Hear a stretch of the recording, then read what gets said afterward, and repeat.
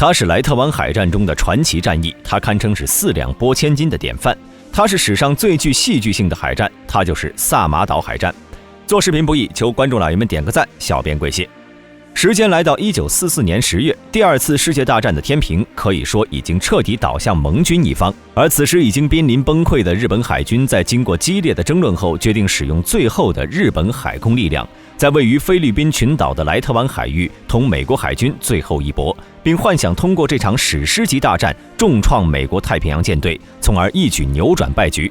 但是明眼人都知道，此时面对实力异常强大的美国海军，日本海军几乎可以说是毫无胜算可言。果然，在1944年10月23号到10月26号短短4天的莱特湾海战中，具有压倒性优势的美国海军不出意外地大胜了日本海军。但就抛开整场战役来说，其组成莱特湾海战的各个分支战役仍有值得分析的地方。这其中就包括被誉为美国海军战斗精神最好体现的萨马岛海战。作为近代海战史上兵力最为悬殊的战役，在此次海战中，栗田健男所指挥的大和号、长门号、金刚号和真名号4艘战列舰以及6艘巡洋舰，不仅是日本联合舰队最后的精锐力量，而且放在1944年10月，也是一支不容小觑的庞大舰队。而与日军遭遇的美军塔菲3号舰队，作为一支对地攻击、执行反潜和运送飞机的护航编队，仅下辖了数量不多的驱逐舰和商船改造而来的低速护航航母，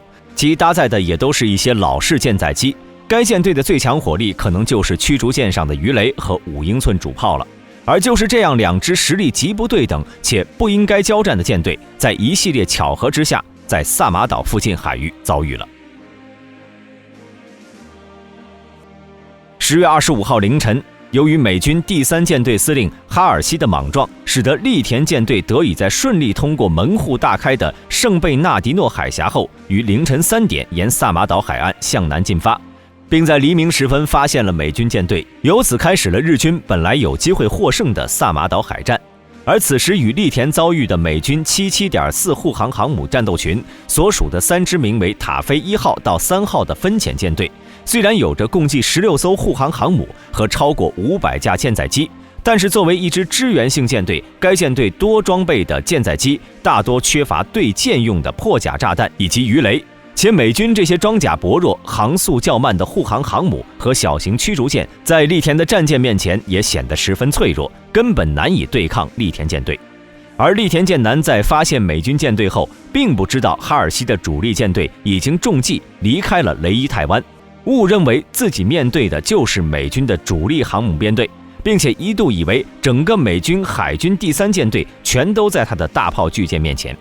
栗田舰队随即对美军的塔菲3号分遣舰队进行了集中攻击，而塔菲3号舰队在意外遭遇日军舰队后，立即下令约翰斯顿号驱逐舰率领3艘驱逐舰前进迎敌，掩护护航航母向东后撤。美军驱逐舰则在同规模庞大的栗田舰队的激战中，不断地在日军舰队和美军护航航母之间释放烟雾，借此在掩护撤离的同时，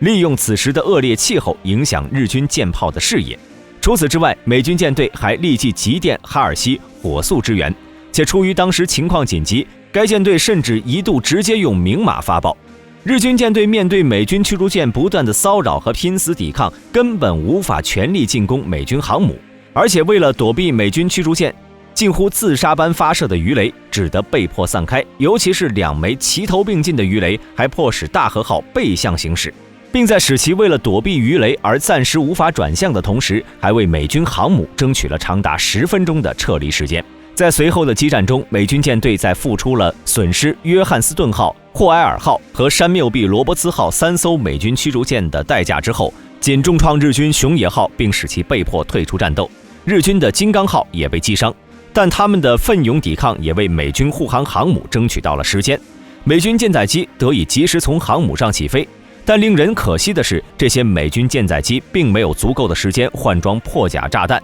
只得带着事先挂载好的炸弹起飞。而在随后的海空大战中，美军护航航母的舰载机采用超低空轰炸和近距离抵近日军战舰的方式，重创了栗田舰队4艘重巡洋舰，而美军塔菲3号舰队也付出了惨重的代价。美军除了甘比尔湾号航母被日舰击沉外，其余航母均有不同程度的损伤。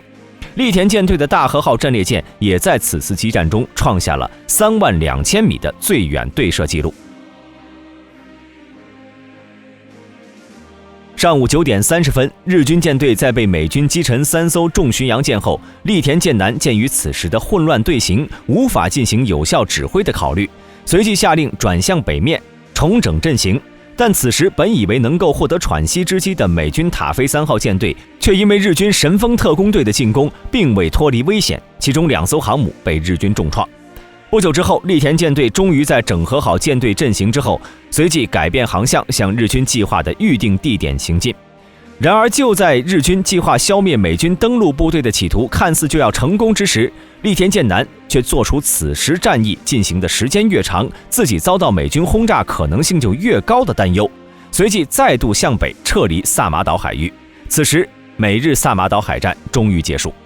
而在此之后，为了躲避美军舰载机的轰炸，栗田舰队先转向北面，而后又转向西面，穿过圣贝纳迪诺海峡。而此时前来救援的美国海军第3舰队终于在26号清晨派出舰载机进攻栗田舰队，并且重创了战列舰长门号、金刚号和真名号。其中金刚号在返回日本的途中被美军潜艇击沉于台湾基隆北方海域，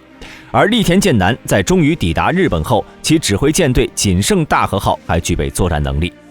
萨马岛海战，美军共参战6艘护航航母、3艘驱逐舰和4艘驱逐护卫舰，日军共参战4艘战列舰、7艘巡洋舰和12艘驱逐舰。作为莱特湾大海战中的第3场大规模海战，美日双方在此次海战中的舰艇吨位对比达到了惊人的1比8，其日军舰队的火力优势也更大，但结果却是美军成功逼退了日军。从战略上来说，美军不置可否地获得了一场大胜利；从战术上来说，美军被损失1艘航空母舰、2艘驱逐舰、1艘护卫舰，日军共损失4艘重巡洋舰。单从这一点上来看呢，日军的实际损失就要比美军大上许多。而且由于栗田舰南的判断失误，使得日军错过了一次绝好的时机，直接导致了菲律宾防卫战的战略性失利。而在经历过菲律宾的惨败之后，原本规模庞大的栗田舰队也和他身后的日本一样，即将走上毁灭。至于美军的塔菲3号舰队，凭借着远低于日军舰队的实力，却击退了当时世界上最强大舰队之一的战果。其约翰斯顿号驱逐舰荣获总统集体嘉奖这一殊荣，而英勇战死的艾文斯舰长则被美军追授国会荣誉勋章这一最高荣誉，成为美国海军战斗精神的又一辉煌。本期视频就到这里，喜欢的朋友可以点赞、关注、加评论，我们下期再见。